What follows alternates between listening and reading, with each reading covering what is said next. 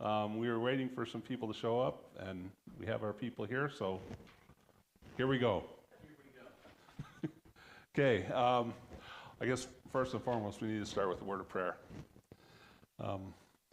Father, we thank Thee for this opportunity we have to learn about the Constitution and the meaning that it has in our lives and how it affects our lives on a daily basis. And we're thankful for the great men that brought this about under Your direction.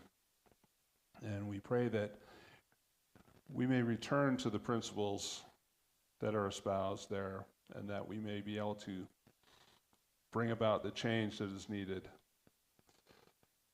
Father, at this time we ask a blessing on the leaders of our country, that they may be able to make the necessary steps that they need to. And these things we pray for in the name of Jesus Christ. Amen. Okay, the road to the Constitution. So this is the last week of, or I should say the last lesson on the original Constitution. So once we're done with this, from here on out, it'll be all about amendments. So, you want to know the meaning of the word? Go to the source. And I see that we have the book there. Awesome. The American Dictionary of the English Language. You know, Noah Webster, when he went about creating this book with all the meanings, brought so much of religious discussions into it as well. If you look at just about every definition in this book, in the dictionary, it'll have some mention of God or religion or some moral principles that is espoused by Christianity. I just flipped to a random page and I found corps.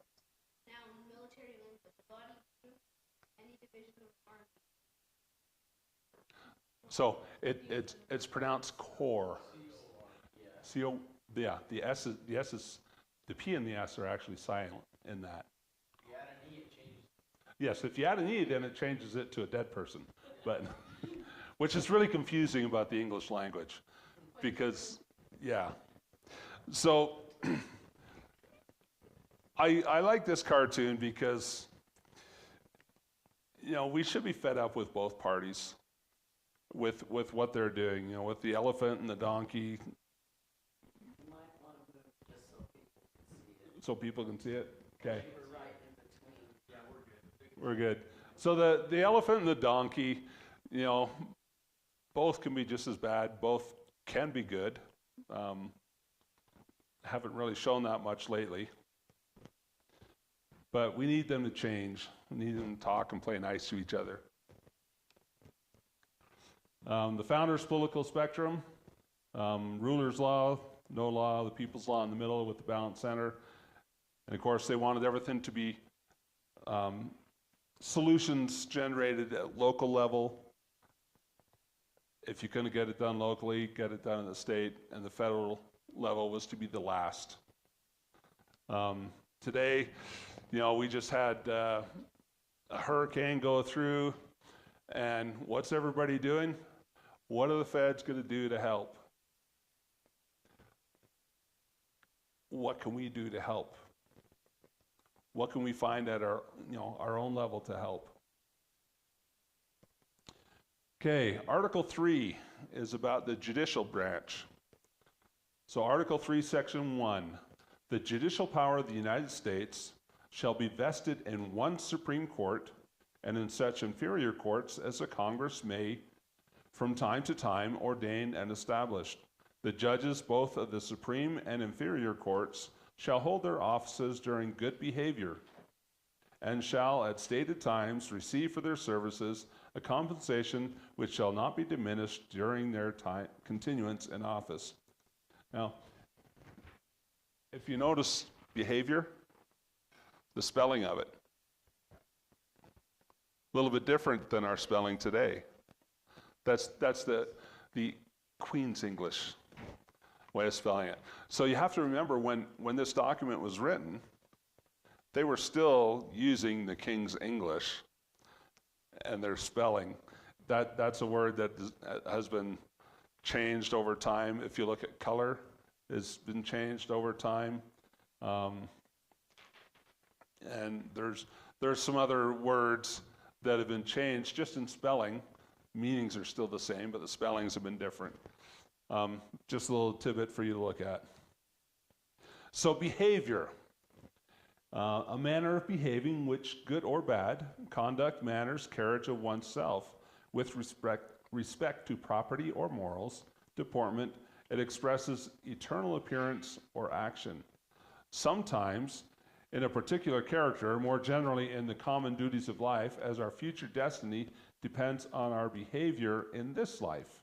It may express correct or good manners, but I doubt whether it ever expresses the idea of elegance of manners without another word to qualify it. So if we look, they get to serve during good behavior.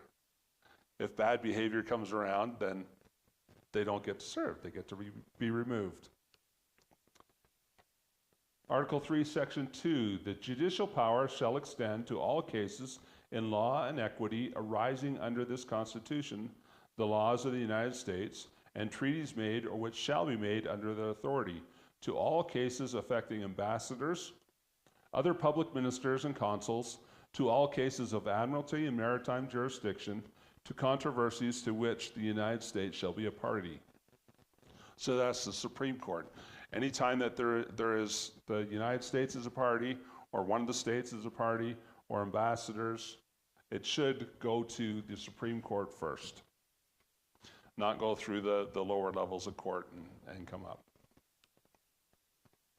To controversies between two or more states, between a citizen and states of another, citizens of another state, between citizens of different states, between citizens of the same state claiming lands under grants of different states, and between a state or citizens thereof and foreign states, citizens of subjects. So this has been modified by the 11th Amendment, and we will get into that in 2 weeks. So equity is justice or right. In practice, equity is the impartial distribution of justice, or doing that to another which the laws of God and man of reason give him right to claim. It is the treating of a person according to justice and reason. So when they talk about equity today, a little bit different meaning than what they're talking about here.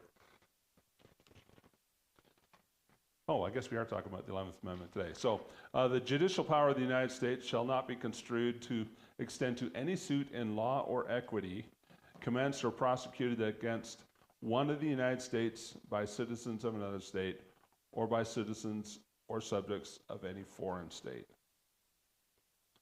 So that was making it so that, if I understand this correctly, when they're talking about other state, meaning other countries.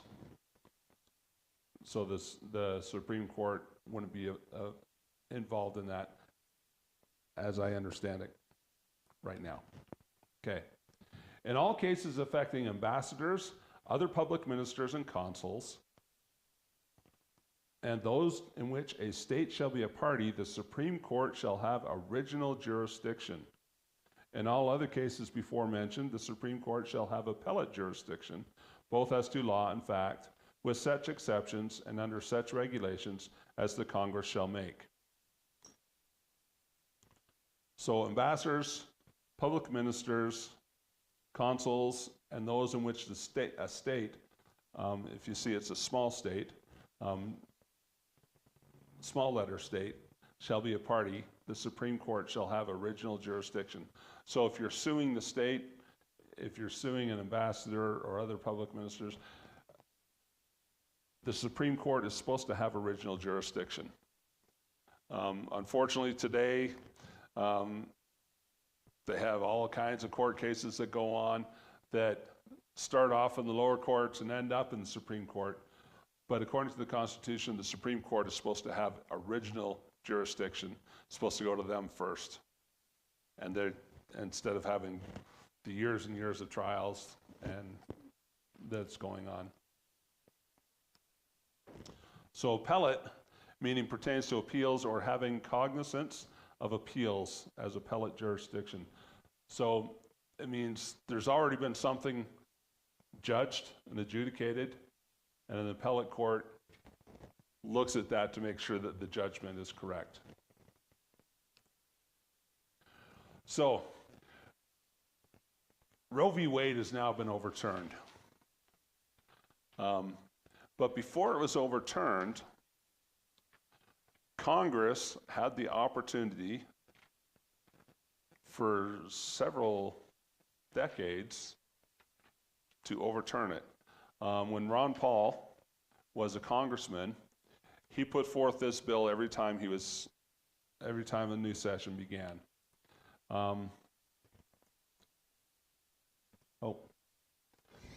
I'm jumping ahead of myself. So, this was a decision. So the House on Tuesday afternoon approved legislation that overturns the 2005 Supreme Court decision that affirmed the ability of the states to take control of private property under the doctrine of eminent domain.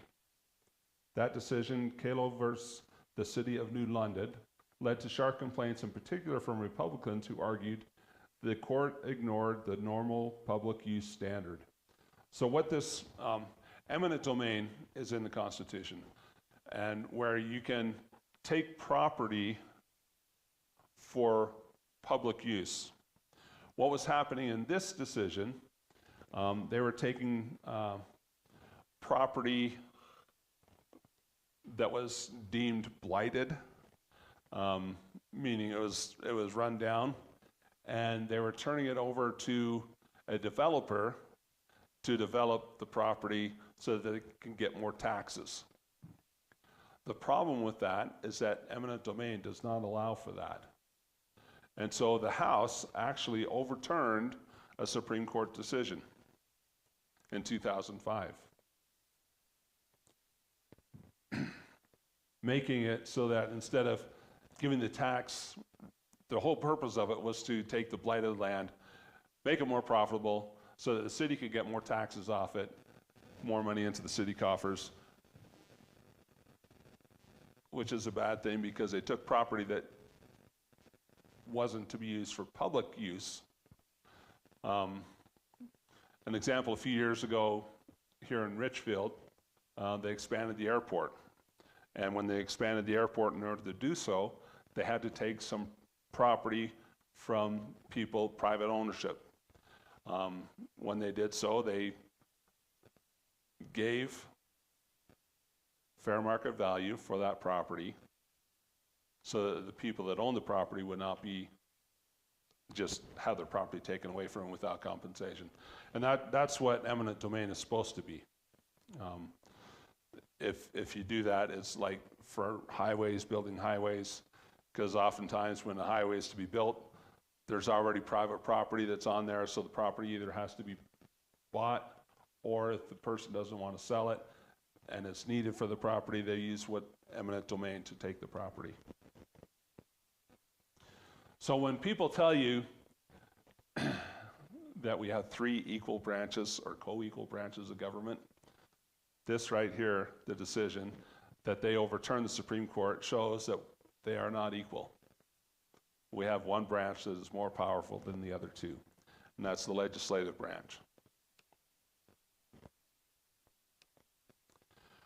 The Private Property Protection Act, H.R. 1443, would prevent states from using eminent domain over property to be used for economic development and establish a private right of action for property owners if a state or local government violates the new rule.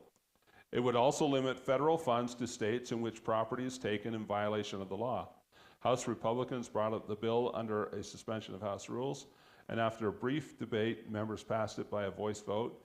In addition to the chief sponsor, Representative Jim Sensenbrenner from Wisconsin, House Judiciary Committee Chairman Lamar Smith from Texas spoke in favor of the bill, as did 2 Democrats, Representative Maxine Waters and Sheila Jackson Lee. Now, if you guys don't know how amazing this is that these 4 people spoke favorably of the same bill. It is absolutely and totally amazing. It's probably the only bill that they would have agreed on. Congress, here we are, Congress has already had the golden opportunity to overturn Roe v. Wade. That is, since I wrote this, has been overturned. Congressman Ron Paul put this, the Sanctity of Life Act of 2005.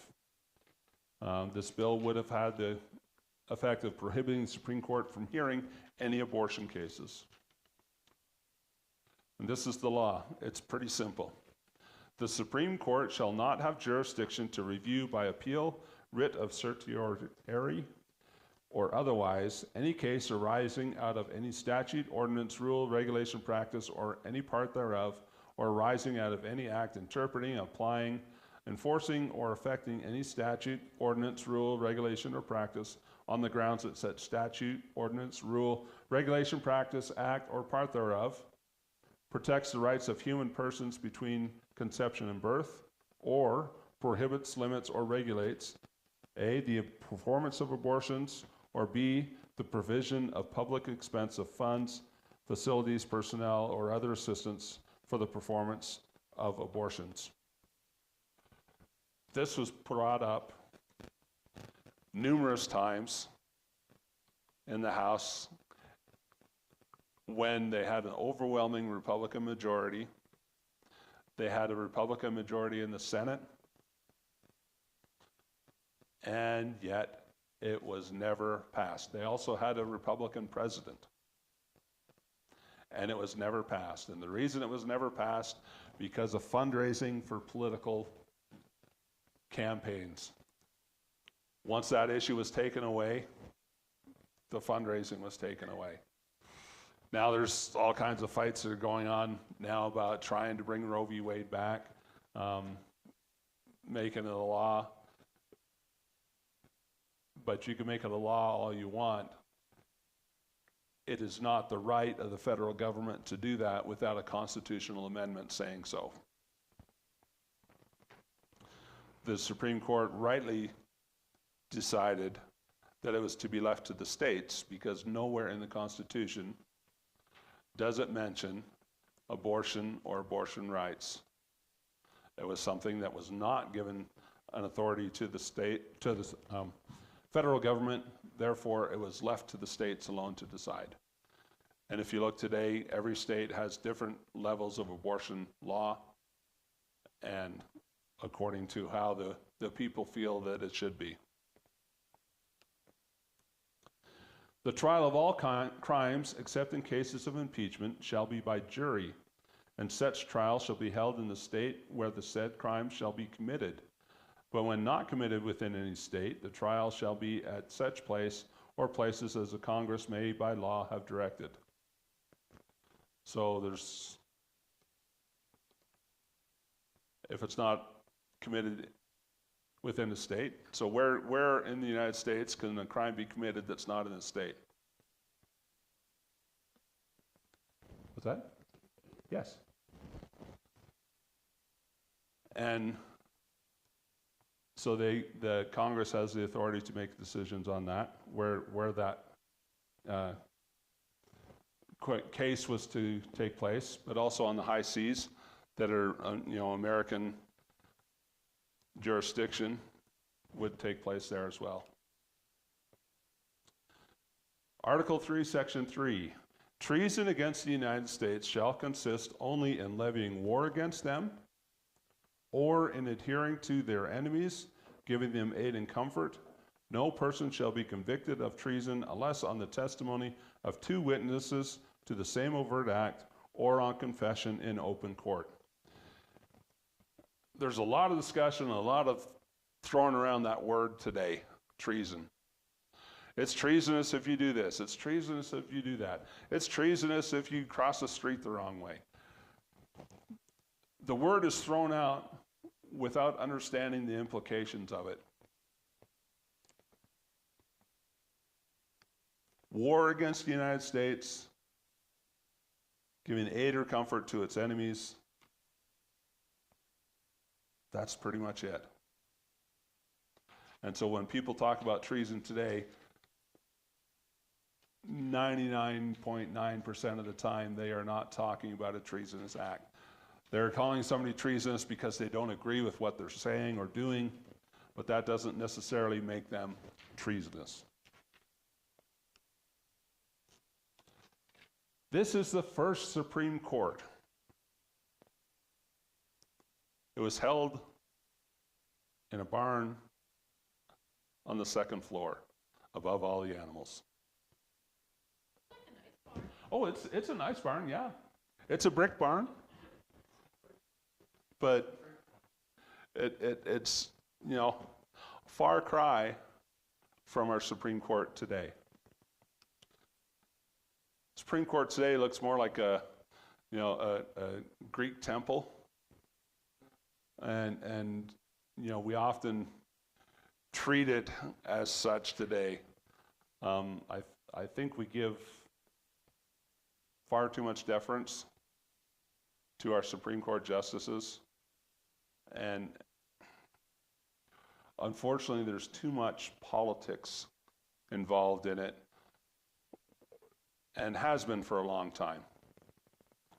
When the Supreme Court first came about, they didn't think there was going to be very much that they would have to deal with, because they figured all the lower courts would take care of all the problems, and the Supreme Court would just be a backstop for controversial decisions or a last resort appellate court. But unfortunately, today's Supreme Court becomes the be-all and end-all, the arbiters of law, and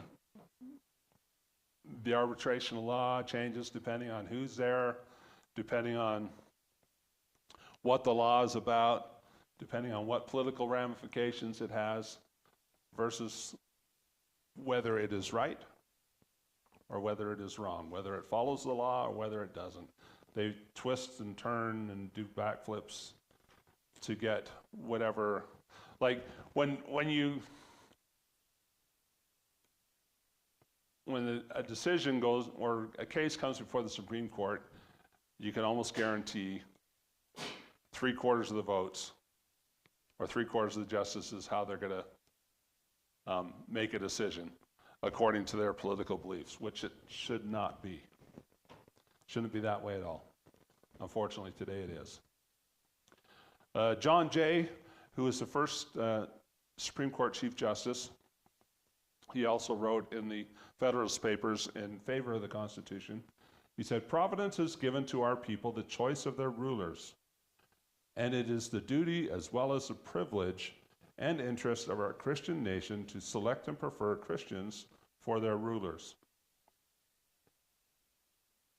But the Founding Fathers, of course, were not Christians as we're told today.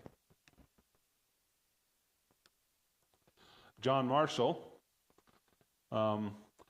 "Let the end be legitimate, let it be within the scope of the Constitution, and all means which are appropriate, which are plainly adapted to that end, which are not prohibited, but consistent with the letter and spirit of the Constitution, are constitutional." So let the end be legitimate and be within the scope of the Constitution. So the Constitution sets up barriers on either side of what the law can be. And it's got to be within the Constitution if they are going to judge it. If it's not within the Constitution, it can be thrown out. But it needs to be consist with the letter and the spirit of the Constitution.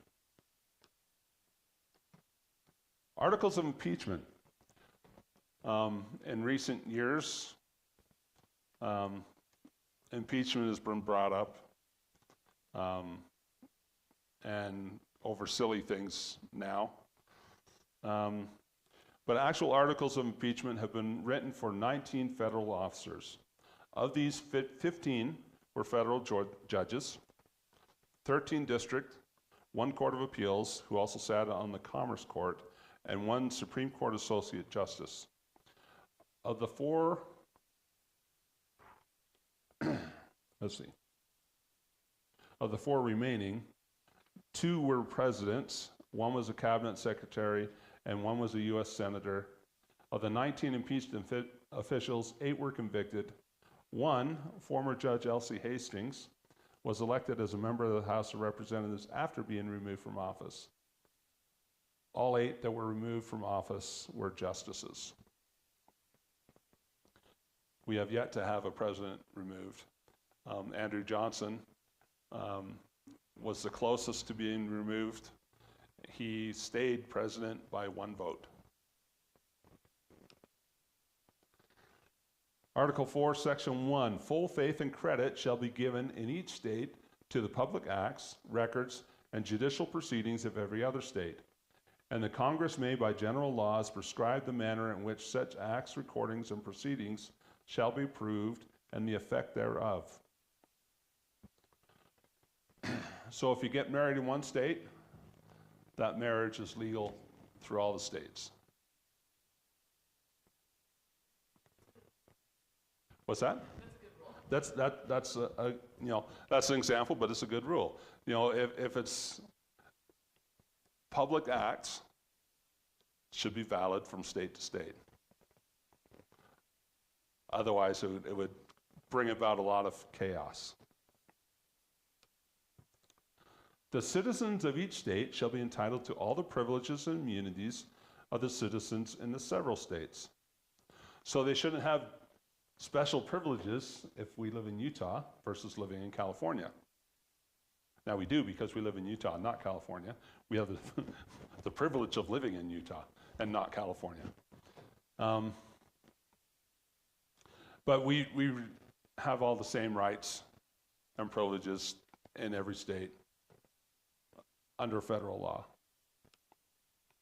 A person charged in any state with treason, felony, or other crime who shall flee justice and be found in another state shall, on demand of the executive authority of the state from which he fled, be delivered up to be removed to the state having jurisdiction of the crime.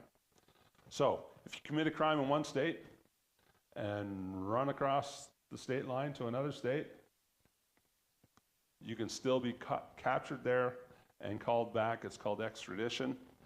And there's a trial that takes place whether the state has the legal right to extradite them, or the person can give up the right and just go back to where the original crime was committed. So you can't flee from one state to another to get rid of the criminal obligation that you have. No person held to service or labor in one state under the laws thereof, escaping into another, shall, in consequence of any law or regulation therein, be discharged from such service or labor, but shall be delivered up on claim of the party to whom such service or labor may be due. This clause is superseded by the 13th Amendment, which is about slavery. But this is more than just slavery. At the time the Constitution was written, there was indentured servants, and they made a contract that in order to come here, someone would pay for their right to cross the ocean, and they had a duty to serve them for a certain period of time, either in service or labor. And so you couldn't run away from that contract just by going to another state. This also was used for slavery and bringing slaves back from other states that they went from a free state or a slave state to a free state. And we'll get more into that in 2 weeks when we talk about that. New states may be admitted by the Congress into this union, but no new state shall be formed or erected within the jurisdiction of any other state, nor any state to be formed by the junction of 2 or more states without the consent of the legislatures of the states concerned, as well as of the Congress. So new states being admitted to the union. Since the original 13, we've had another 37 that have been added to bring us to a total of 50. There's always been talk of either subdividing states or taking parts of states to create another state. In order to do that, you would need the consent of the state legislatures as well as that of Congress. For example, today there's been talk of dividing California into 6 states. Whether that happens or not would be up to California and Congress. There's also been talk of portions of Washington, Oregon, and Idaho joining together to create a state, which would take all 3 of those states would have to agree to that, and Congress. And so this was just allowing for new states to come into the union. So we weren't a closed country and without opportunity to expand. Article 4, Section 3. The Congress shall have the power to dispose of and make all needful rules and regulations respecting the territory and other property belonging to the United States. And nothing in this Constitution shall be so construed as to prejudice any claims of the United States or of any particular state. So when you power to dispose of and make all needful rules.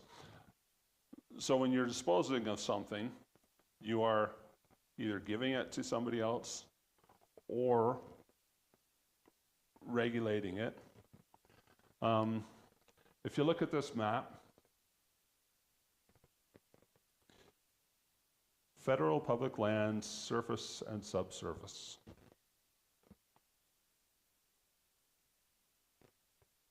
What's that slightly dimmer line across Nevada, I think?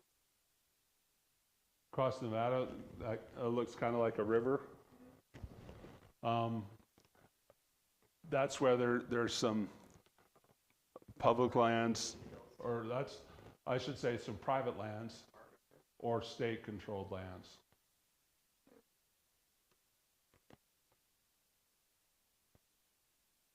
But if you look, the red is federal, yes. Big difference between the eastern half of the United States and the western half of the United States. We do not. The I-15 corridor. But we're number 2. Nevada is number 1 in federally controlled land. So Arizona's not faring too good either, no. Well, I meant Alaska, but Arizona's not. Alaska actually has more public land than per this percentage-wise than what Utah or Nevada have. So here's the situation. If the feds cover that land, how did the states generate income on land that the feds control? See, this is a discussion that is foreign to most states, most eastern states, because they don't have where the federal government controls a lot of their land. And so they can tax pretty much the whole state.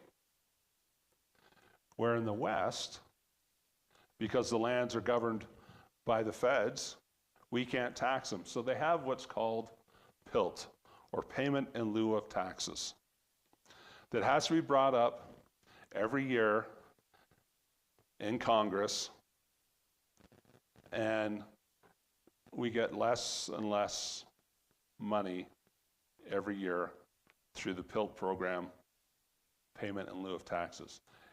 If Utah had full control of all the land within its borders, we would be one of the wealthiest If we were a country, be one of the wealthiest in the world.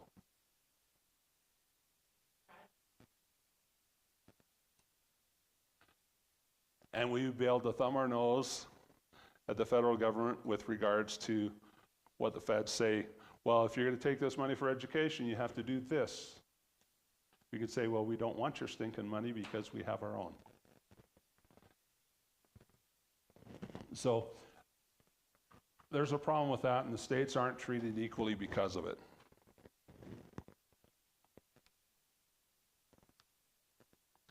Article 4, Section 4. The United States shall guarantee to every state in this union a republican form of government, and shall protect each of them against invasion and on application of the legislature or of the executive when the legislature cannot be convened against domestic violence.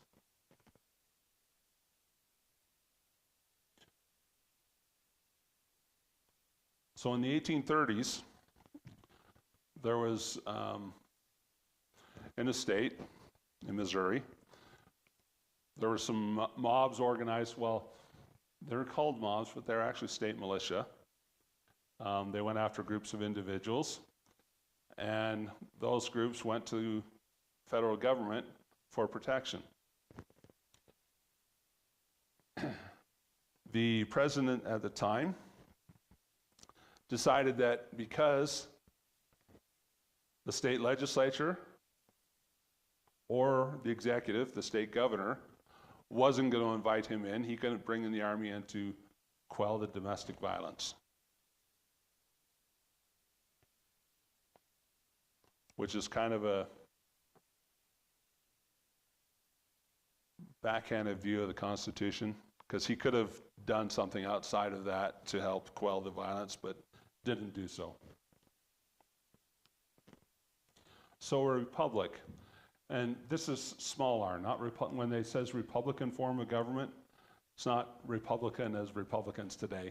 It's small r, Republican, meaning a commonwealth, a state in which the exercise of the sovereign power is lodged in representatives elected by the people. In modern usage, it differs from a democracy or democratic state in which the people exercise the powers of sovereignty in person. Yet the democracies of Greece are often called republics. So a republic means we elect someone to represent us, and they go and make the laws. Can you imagine how difficult it would be if every time there was a law to be passed, everybody in the nation had to vote yes or no on the law? Would anything get done? It would be hard to get, because you'd be constantly having to learn about, having to read about to get the laws passed. So we elect people to represent us, so we are a representative republic. We've also been called a compound constitutional republic, or a republic of republics. So a republic is a group of entities that get together. So in the United States, it's 50 states make up the republic, but we're a republic of republics because each of those states is broken up into counties, and those counties form a government at the state level. So we are a republic of republics, or a compound constitutional republic. It's interesting, when I was in Scouts, they had a merit badge, citizenship in the nation, and they always asked, what form of government do we have? And the answer is always, democracy. And I had this argument over and over and over again, and they said, no, we're a democracy, we're a democracy.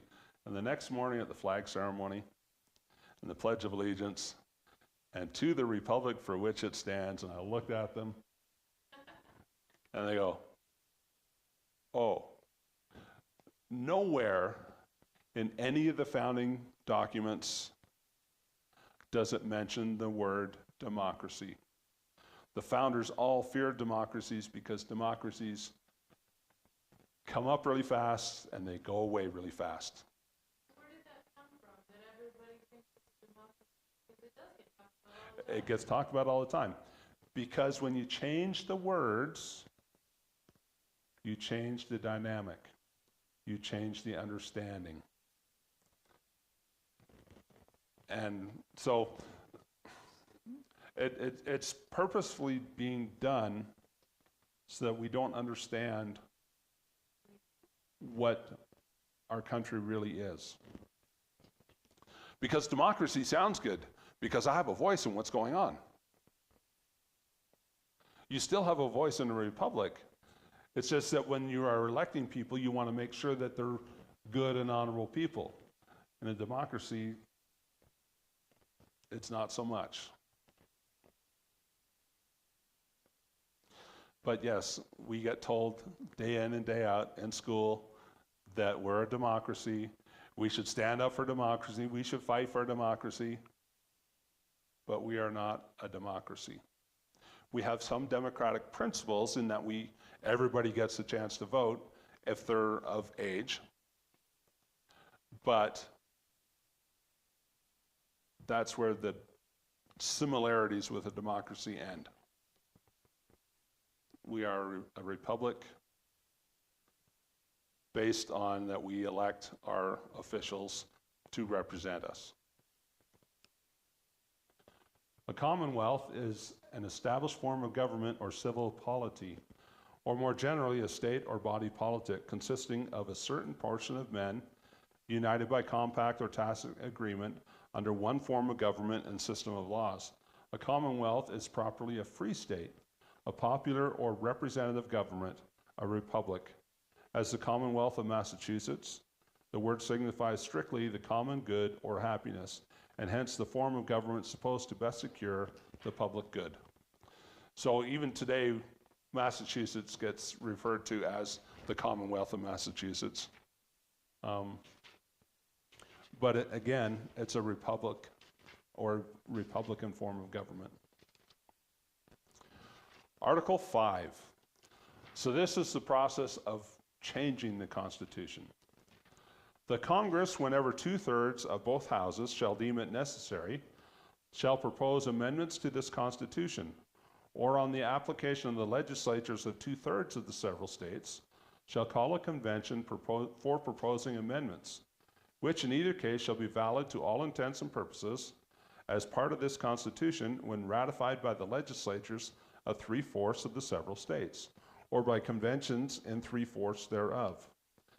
As the one or the other mode of ratification may be proposed by the Congress, provided that no amendment which may be made prior to the year 1808 shall in any manner affect the first and fourth clauses in the 9th section of the first article, and that no state without its consent shall be deprived of its equal suffrage in the Senate. So, ways to modify the Constitution. Congress passes an amendment by 2/3 vote. So 2/3 of all congresspersons and senators have to vote for it to pass. It then goes to the states, and the states then decide whether they want to pass the amendment or not. And at the end of it, if 3/4 of the states pass the amendment, then it becomes part of the Constitution and has the same force as if it was originally in the Constitution. That's one method. The second method is a convention of states. And the convention of states has never happened, except for the original writing of the Constitution. When the Constitution was originally written, it was not a new document. It was supposed to be tweaking the Articles of Confederation. Under the Articles of Confederation, in order to change something, you had to have complete agreement among all the states. It then changed to 9 of the 13 states needed to be in agreement to have something pass. And then Article 5 made it so 2/3, which is Today would be 38 states would have to vote to ratify it. Since the writing of the Constitution, there have been 27 amendments to the Constitution, and of those, the first 10 were 2 years after the Constitution was ratified. It was put in the Bill of Rights, which we'll talk about next week. It was put in because people were afraid that there were certain rights that weren't mentioned in the Constitution that they thought were kind of important to have in there. So to ratify is to approve and sanction, to make valid, as to ratify an agreement or treaty. The Liberty Amendment. So this is something that has been proposed and has actually passed in several states. So there's actually a third way that something can be passed in the Constitution. And that's if 3/4 of the states make a law or pass an amendment with the exact same language. So the Liberty Amendment has been around for, started in the late 70s. Section 1, it's really a short amendment. The government of the United States shall not engage in any business, professional, commercial, financial, or industrial enterprise except as specified in the Constitution. Federal government today is in direct competition with private industry.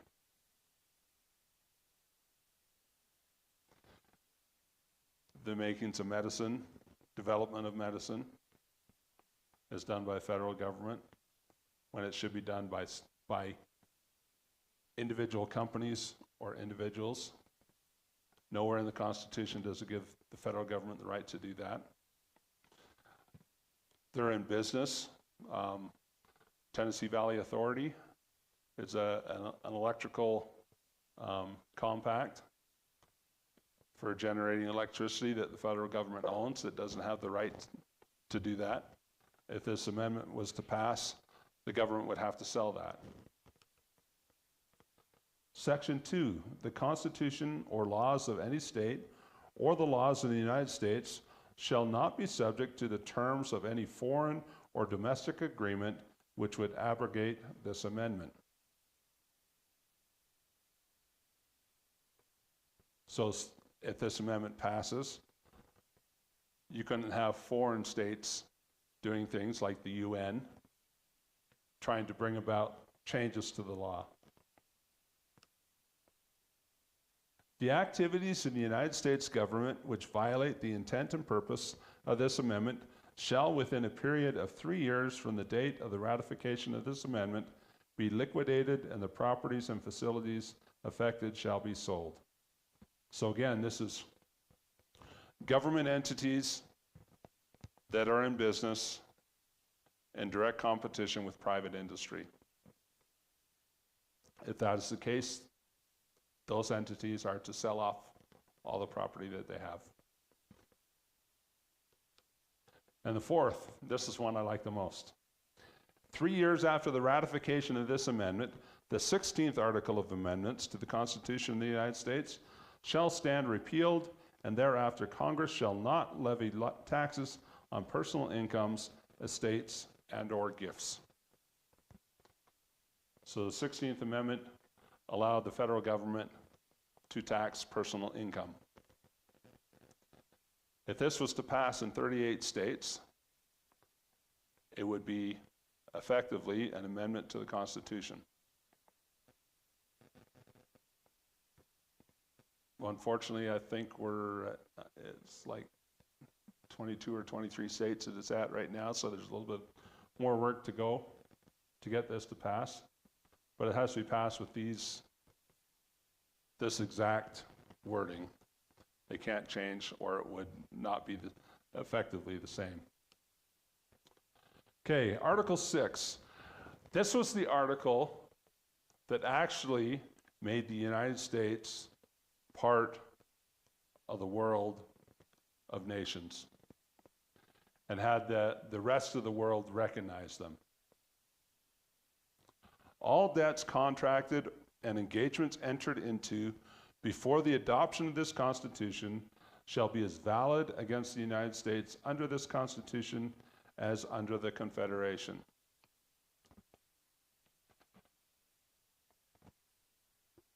So if you owed a debt to France, say, under the Confederation, the Articles of Confederation, that debt would still be valid under the Constitution. And this made it so countries actually said, hey, these guys are for real. They want to be citizens with the world. They want to act like other countries. They want to be fiscally liable for their debts, not just change the name of the law under which they are to get away from debt. This Constitution and the laws of the United States which shall be made in pursuance thereof, and all treaties made or which shall be made under the authority of the United States shall be the supreme law of the land, and the judges in every state shall be bound thereby, anything in the Constitution or laws of any state to the contrary notwithstanding. So this is the supremacy clause. This is where everybody says, well, the federal government, if they make a law, it's automatically the law everywhere.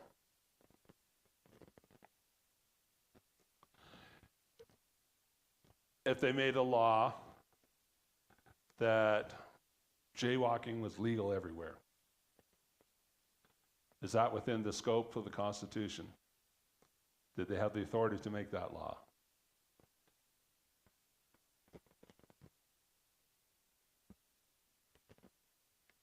They didn't, because the Constitution doesn't give them that authority. So, in order for a law to be constitutional, it has to be within the boundaries of the Constitution. And so just because the federal government makes a law doesn't mean that it's supreme to everything else. If it doesn't fall within the constitutional boundary set, it is not a law according to the Constitution. So that's the thing, that this is all one sentence. It's not separated into things. So the Constitution and the laws of the United States which shall be made in pursuance thereof. So if the law is made in pursuance of the Constitution, it's a good law. If it's not within the Constitution, it is not a valid law. The senators and representatives before mentioned and the members of the several state legislatures and all executive and judicial officers, both of the United States and of the several states, shall be bound by oath or affirmation to support this Constitution, but no religious test shall ever be required as a qualification to any office or public trust under the United States. So before the Articles of Confederation and before the Constitution was written, each state had its own constitution. Each state had its own state religion.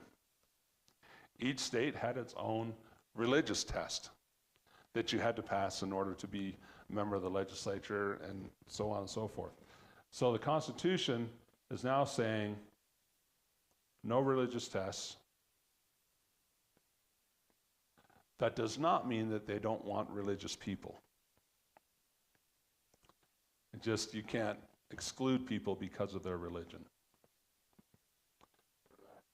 or lack thereof. And so today they have people that got sworn in, not using the Bible, but using the Quran.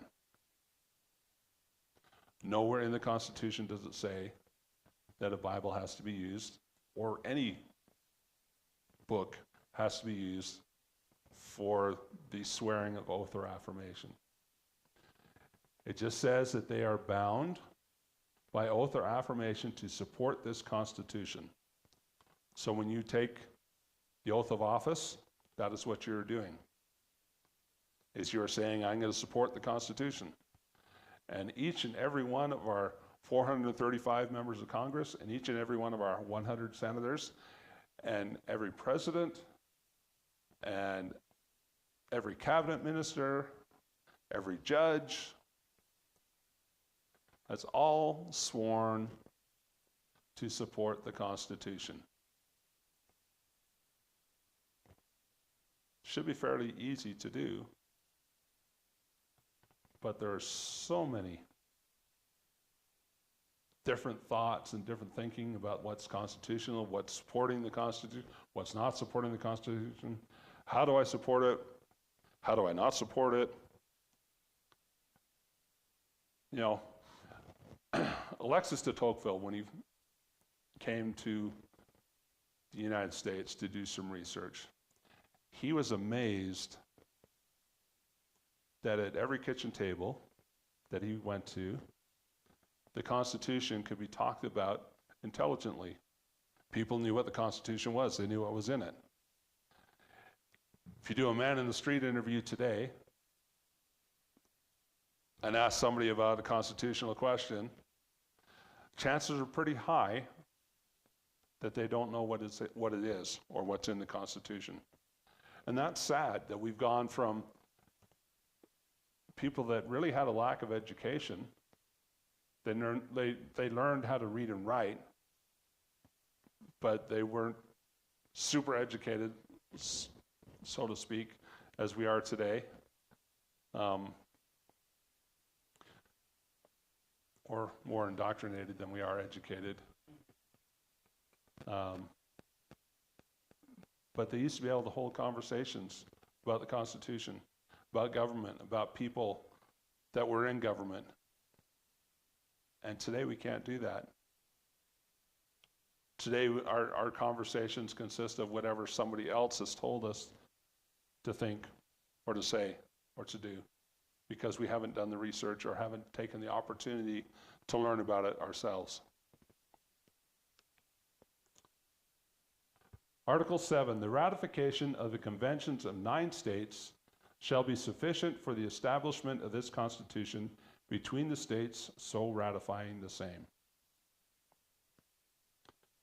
So 9 of the 13 states were needed for ratification. And once that happened, those 9 states would be under the Constitution Authority instead of the Articles of Confederation. And eventually all 13 states ratified it. And every state that is brought into the Union now is considered as ratifying the Constitution. And that is the original Constitution. We have gone through it. Hooray! So now, in the next 4 weeks, we go through the Bill of Rights next week, and then the 3 weeks after that, we go through the next 17 amendments. There have been thousands of amendments proposed, but only 27 have actually made it through to become part of the Constitution. Thousands. There are amendments proposed all the time, and whether they gain any traction or not is, obviously they haven't, because over the lifetime of the Constitution, only 27 amendments have been made. And usually an amendment only comes up after a crisis of some sort. And so when we go over these amendments, we're going to talk a little bit about the history coming up to the amendment and why the amendment was made. Just knowing the amendment doesn't have any meaning to you if you don't know why the amendment was made. And so that's one of the things that I would like to do is, as we go through, teach a little bit of history. So the next 4 weeks are going to have some history lessons involved in why these amendments came about. So we're done a little early tonight. But thanks for coming. And I guess the people last week didn't enjoy it very much because they didn't come this week. But so hopefully they'll come back next week. Okay, thank you.